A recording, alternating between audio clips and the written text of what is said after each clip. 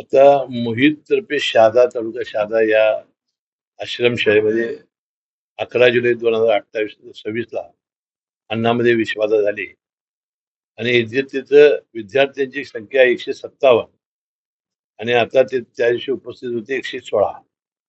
29 मुलांना उलट्या, पोटदुखी त्रास झाला. 24 मुले RS मध्ये उपचार घेत होती. 5 मुले खासगी रुग्णालयामध्ये होती. आता सर्व विद्यार्थ्यांची प्रकृती स्थिर आहे.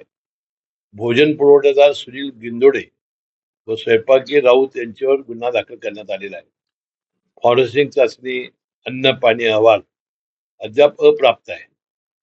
आता सदर ठिकाणी अधीक्षक पद रिक्त होतं. आता जिल्हाधिकारी यांच्या अध्यक्षतेखाली चौकशी समिती नेमलेली आहे.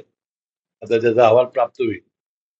परंतु वास्तविक अशा लहान मुलाच्या जीवनाचे खेळणं बरोबर नाही.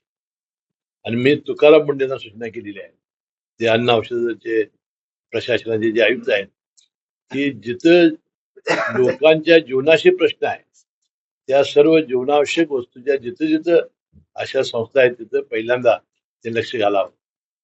त्यांनी खरोखर एखादा व्यक्ती धाडसी आणि प्रामाणिक असला तर कसं करू शकतो, ज्यापर्यंत त्यांनी काम केलेलं आहे.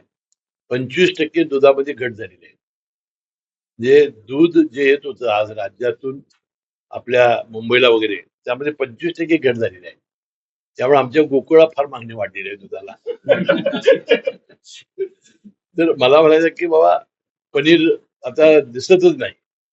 जे किती भेसळ करून लोकांच्या जीवनाशी खेळत होते, हा वास्तविक. मला तरी आज ट्रेनमध्ये काही धुळ्याचे लोक भेटले. साहेब म्हणले, जर तुकाराम मुंडेंना तुम्ही ठेवलं तर आमचं जीवनमान 5 वर्ष तर वाढेल. म्हटलं 5 का 10 वर्ष वाढेल. मला वाटतं की असं जर काही सगळ्याच अधिकाऱ्यांनी जर केलं तर निदान जीवनावश्यक वस्तूच्या बाबतीत असा प्रयोग होता कामा नये, अशी दक्षता आपण घेतली पाहिजे. एबीपी माझा, उघडा डोळे बघा नीट.